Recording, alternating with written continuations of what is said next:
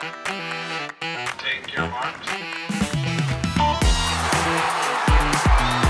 Listen to the crowd. This is a remarkable performance. A world record, Deadly. Have you ever seen anything like it? He can't believe it, but it just happened.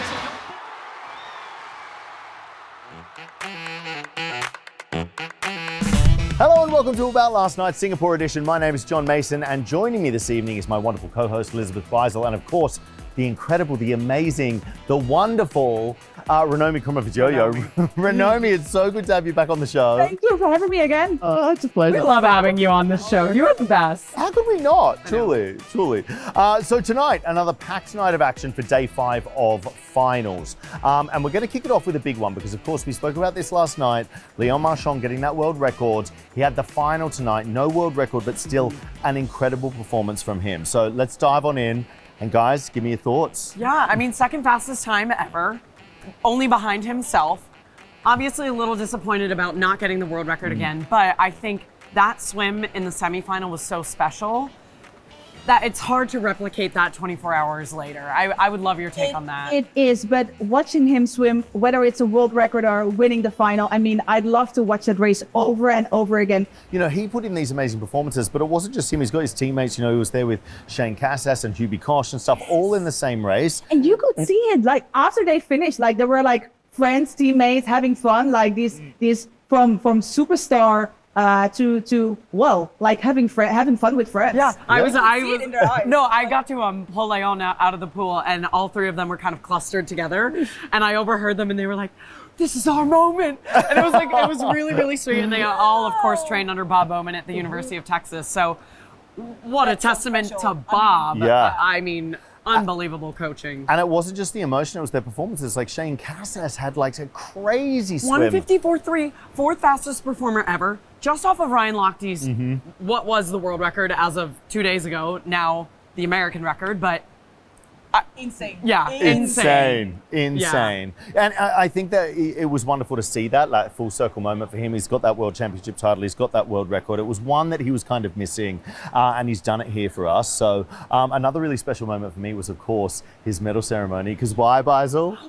Because Tony Parker, like the Tony Parker, was here and flew in tonight to give Leon Marchand his gold medal, and this was like really, really cool. Everyone was talking about it's going to be a VVIP. No one knew who it would be, and it was like, who would it be? Who would it be? Yeah, it's like that's the podium that I want to be on. 4-time NBA champion, landed, was at the airport like 50 minutes before the ceremony, came in specifically to do that. Like, that is such a moment, I think, for Leon. Like, he'll remember that forever. And I think also the country of France just has so much love and appreciation for Leon, and to have that be Leon as the swimmer is really special because, like, we know our sport isn't the most popular in the world. It's our favorite, obviously.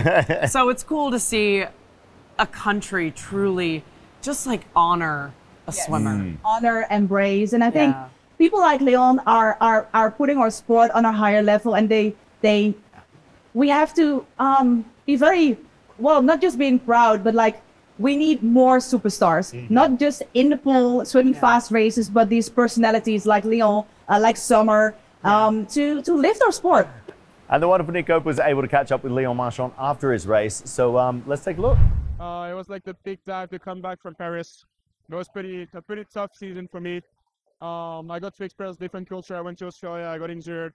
It was just like a lot of up and downs all the time. So I'm really happy to do this yesterday and tonight. Tonight I was racing with teammates. It was pretty cool, pretty fun. And 152 yesterday was rare, I don't think. I didn't know I was capable of doing that, but I think that's what Bob Bowman is doing to his athletes, you know. He's making us do things that we're not supposed to do, so it's pretty cool. I was surprised last year during the World Cup in Singapore. I could see a lot of French flags. I can see right here, actually. So it's always special to race in this type of crowd. It kind of reminded me of type of Paris a little bit, so pretty cool, and it's been great. And we're going to continue on the men's program as well, because it was a big one tonight. It was that men's blue ribbon event, the 100-meter freestyle. It's always one of my favorite races. Of course, it's one of This is your Ranomi's. race. This is your race. It was amazing. So Ranomi, dive on in. I'm a fan of aesthetically very swimmers who swim like a good technique, having a good technique. And David Popovici is having this best freestyle technique. I think he's my favorite. He has the best technique in the field. 46.51, guys. Well, I'm not sure.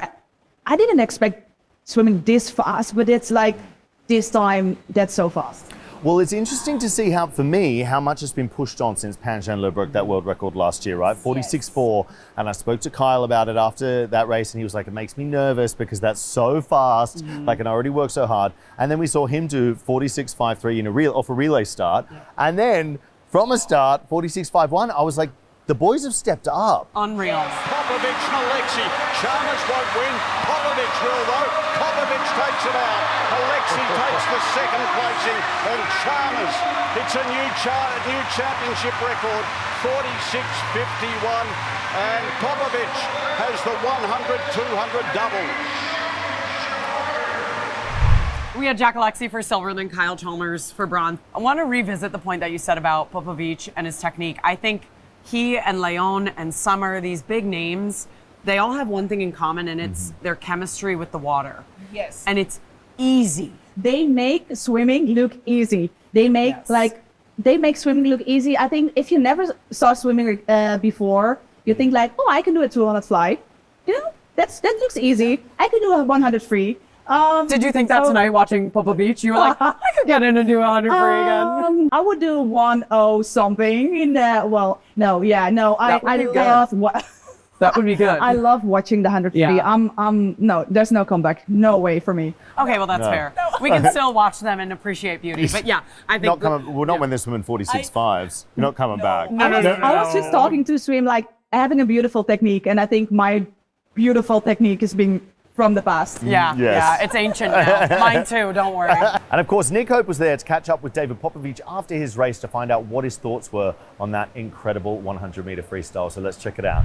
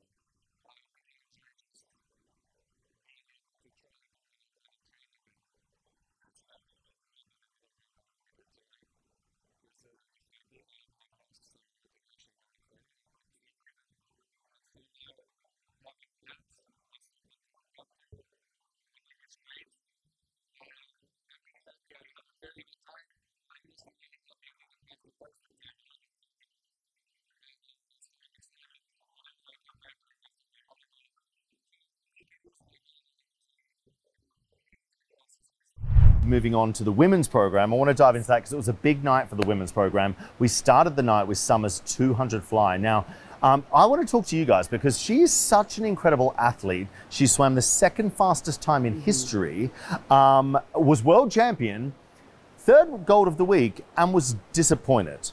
Now, we got to put that into perspective because that is like, she is at such a level unto herself. Like she's at this, there's no one that can touch her, that she's holding herself to a much higher bar, right? And what she wanted was that world record. She knew it was in grasp, and she missed it by like nothing. Have you ever been in a scenario like that?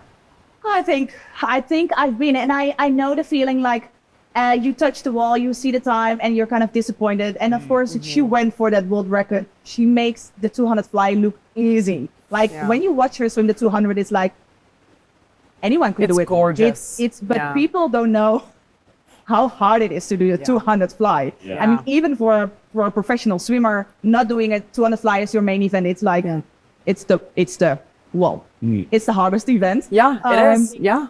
I really appreciated her genuine and honest reaction of it was kind of layered with disappointment. And I think all of us, whether we're athletes or just people in the world, we have goals. And even though it's a gold medal and most people are elated about that, and of course Summer is going to be very excited to win a world championship title, I think it's a little refreshing to see like she is in that next stratosphere and she's not afraid to be disappointed. I think, you know, when you win, you almost feel like you have to be excited. And yeah, she won and that was part of her goal, but she didn't hit her goal. So why should she pretend? Yeah, it's so easy to say, I'm happy with winning the gold medal. I'm happy becoming world champion. But I think that's why she's not just a superstar, but also this role model and this idol of, well, all of us, but especially the next generation of kids who are growing up.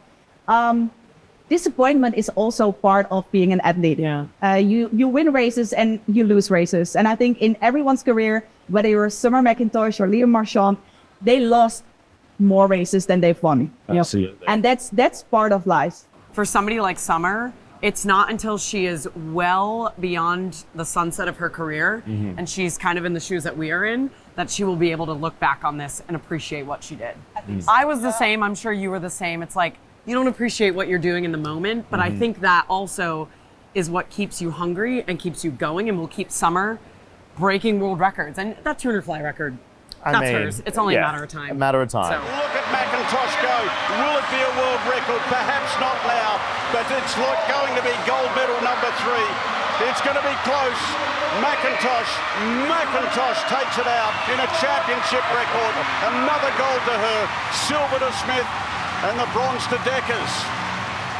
Just want to give a quick shout out as well in that race. We have UZD from China, came 4th, 12 years old, her second 4th place in a world's final this week, which is absolutely blowing all of our minds. And Reagan was silver and Elizabeth Decker's bronze. Yes. And our very own Nick Hope was able to catch up with Summer McIntosh, and she talks about why she was disappointed and what she thought she could do a little bit better. My goal for tonight was to break the world record, and I rarely set goals to break world records. And I knew I could do it. So seeing that I went just a bit over it by like 0.2, it's been frustrating, but I know that I have to break it. I have to go faster to break it. So, I mean, it's going to keep me motivated heading into next season and moving forward. So, I mean, obviously I'm a little bit disappointed with that, but still happy with the gold and still a personal best time. So I have to be somewhat happy. For sure, I have full confidence that I could have broken it tonight, and I have full confidence that I can break it in the near future next season.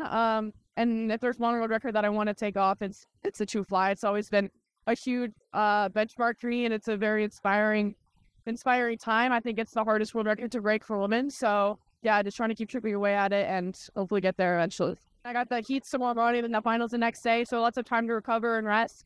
So yeah, super pumped up for that. And then of course, one of my other favorite events on the last day, the 400 IM. So pumped up for that, but I think overall 200 fly and 800 were my main focuses. So I got one down here, one more left to go, and then just to finish off the 400 IM.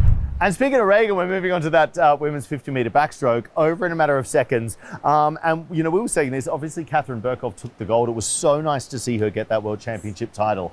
There was 0.11 between silver and 5th place in that race. That was your life. 1/10. That was your life, Ranomi. It was, but it's such a packed race, especially the 50s now. It's well, some people say it's almost a lottery, and I really don't agree with them. It's not a lottery. It's doing stroke by stroke. Every stroke counts. Every detail has to be perfect. And then, like, in a 50 halfway, you cannot tell who's going to win. It's about those last strokes, finishing fast, and then see who's finishing strongest. Because those races are not a lottery, and it is all very calculated and concise, I would love to know what your mindset is before a 50 free, where I think we were talking about this earlier. I think the sprint events are harder in a sense because there is zero room for error. When I'm swimming a 400 IM, I can mess up a few times. Nobody's going to care. But for you in a 50 free, how do you get into that mind and not overthink? Just stick to the plan. What's the plan? What's the plan? What is What's your wisdom? But that's what I tell the younger athletes: stick to the plan. It's so easy to get distracted by other times and others. In a 50, you don't see each other. You don't watch to the lanes next to you. You are focusing on well, every detail from the start to the finish. And you know exactly how many kicks, when you breathe or you don't breathe in the 50. Right. So you know you've done this race over and over again, and you know exactly like how this race will turn out. The thing with the 50 is once you get distracted by the possibility of making a failure, making a mistake, then it's over. There's because it's like 0.05 the difference between first and not being first. So stick to the plan, focus on your own race. And what I did in the past is like visualize a race. So during a practice, we went with our heads underwater, and the coach was like having his stopwatch and doing the signal. And then I was underwater, and then you had to go up if you finished your race. And it was, it was within 0.30 or within half a second of the actual my PB. I think that's also a very strong practice. Yeah. Not just in the water, but also your mind straight. Yeah. And I want to ask you a question here as well, because we saw Lauren Cox, okay? She had to do the swim off to make the semi-final, going in as like the second fastest entry time. She made it out of that, came into the second seed, and then ended up getting 5th place. But if something goes wrong in a 50, like for her from her start, you know, it's gone wrong, there's no time to claw it back. What do you do? Like, what goes on in your mind if you think, oh my God, the start's gone? I think that's why you train for. So you are kind of programming yourself that in the case you make a mistake, you don't have to think about what you're going to do next. So you are kind of programmed. And I mean, we're human beings, we're not robots, but you are programming yourself by training every day that your body knows. And Regan Smith in silver again. I know. Like, what a night for her. I'm so proud of her. So am I. She, what she's been through just over the course of her career, and we're not going to dive into it because there's not enough time, but she's faced a lot of adversity, and she's always come out the other side and has such a strong will to always fight, to always race. And tonight was no different. A 200 fly and a 50 back final. Yes. 2 silver medals in one night. Like, we just saw it out the back. yeah. Two Also, completely who's that different. range? That's insane. Reagan is a huge inspiration for the next generation. She is very humble. She's very kind. She's always very like herself, and I really appreciate it. And she's real. a good sport. Like we saw her out the back, and she went, "I'm collecting silvers like Thanos," and I was like, "Silver's great, babe." She was like laughing about it. She's just a good sort of ambassador and representation for the sport in the next generation, you know, and always a fighter. Always. And cool for me to see Americans 1-2 on the podium. 1 and 2. And of course, getting that bronze medal, we had Wan from the People's Republic of China. The crowd in here was absolutely going nuts for her. Nuts. Every time. I love to hear it. I'm obsessed with it. They They're are the so MVPs loud. of this entire. This place would not be loud without them. Agreed. Yes. And then, of course, we finished the night with the women's 4x200 meter relay. Yeah, we know why you're so happy. Australia taking the gold. Of course, they've been dominating the relays, but I have to say, it was a race, guys, neck and neck with the US from the start to the finish. And that's what we love to see. I mean, standing on the block, it would be terrible, maybe, but it's what we love to see as spectators, right? But you're a relay swimmer, so you know what it's like to be diving in at that last. You've anchored, I'm sure, a million times. I've anchored the 4x2, and that takes forever. You are like, it takes forever instead of compared with the 4x1. Yes, But they're coming in almost dead even. What you have to tap into a different mindset, because you're not just doing it for you, you're doing it for the Dutch or whatever your respective country is. How much does that help? Well, it does help, but it also gives it more pressure, I guess. But again, it's stick to your plan. And it was like that. Like we spoke to Team Australia afterwards. What I loved about it as well is that, you know, we're so used to seeing certain names on the Australian team, and they had 2 people on that team. It's Brittany Castelluzzo's first ever Australian team. How cool is that? And she comes out for her first final of her first championships and gets a gold medal. Jamie Perkins getting her first medal as well. And they had 2, you know, very strong characters there, Molly and Lani with the lead off and the anchors, putting in amazing performances. But I think it was like the experience versus like that young, newness. Yes. That's great. Yeah. And you're seeing those like Molly and Lani step into that role and lead that team and just being like, we got this, girls, like, let's do it. God, and those are the people that you want in your team in 2028 and beyond. I will say, the Americans did not make it easy for Australia. At all. I almost got emotional watching Katie Ledecky anchor that relay because she had dropped that Turner free. And she doesn't really do the Turner free anymore. And I know how busy she is. She has her 800 prelim in the morning tomorrow. And for her to dig that deep, she's such a fighter. Yes. And against Molly O'Callaghan, the world's best 200 freestyler. She was chasing her. Katie was hanging in there. It was cool for me as, a friend of Not Katie's just for to me, see. for me as well. Okay, good. Everyone. Yeah, I hope everybody appreciated that. But Oh, yes. it went to Team Australia, and they deserve all of that in the world. What an incredible swim for them. It really, really was. But it was such a fun one to watch. And of course, the People's Republic of China taking that bronze medal. Another reason for all the Chinese fans in the crowd to go absolutely bananas. So it was a fantastic day 5. We only have 3 more days left, guys. It makes me a little... I know, every night I'm like, oh, we're here already. Yeah. So why don't we take a look at what you have all got to look forward to tomorrow, because it's going to be a great night of action.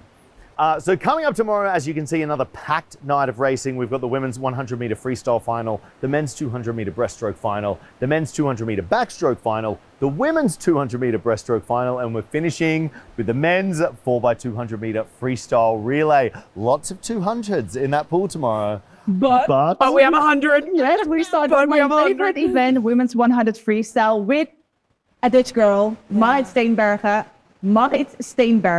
So it's not Marit Steenbergen, Marit Steenbergen, racing against Molly. And we see quite a few new names, and I'm very excited of that. Coming from the Olympics, it's always seeing new names, younger swimmers. I'm very excited to see those young girls tomorrow stepping into the final and what they have left in the tank. I'm excited too. What's your race? I don't know. I know what mine is. You have to have yours. Okay, well, I like all of them. Okay. I think I am excited for the women's Turner breaststroke because I think Kate Douglas is unlocking her breaststroke to a new level. She did that 100 earlier in the week. She is, of course, defending Olympic champion in this event. And so I would love to see what she can do. And the Americans, they need as many wins as they can get because the Australians have more golds right now. And you know what? She's actually going up against that world record holder, Evgenia from Neutral Athletes. So Kate Douglas, Olympic champion, versus the current world record holder who wasn't there in Paris. So it's going to be head-to-head. They were both 220 in their semifinals. So it will be a great race. It will be. It will be. Mine is, of course, the men's 4x200-meter freestyle relay. Just because, I love relays. They're always such a fantastic way to finish the night. But this is one of my favorites because I think it is way more wide open than the women's field. There's so many strong men's 200-meter freestylers out there. We saw them race earlier. And I'm just really interested to see what the boys are going to put together. We're not going to know until heat swim tomorrow morning, but I think it's going to be a good one. I think so too. Yeah. I'm so excited for tomorrow. So there you have it. Ranomi, I have to say thank you for coming back. It's always a pleasure to see you and to have you. Thank you so much. You are a great team. Well, there you have it. Thank you so much for watching About Last Night. Don't forget to like, subscribe, give us a follow across all of our social medias and on YouTube, etc. But for once again, from myself, the wonderful Beisel, and the incredible Ranomi Kromowidjojo, thank you and good night.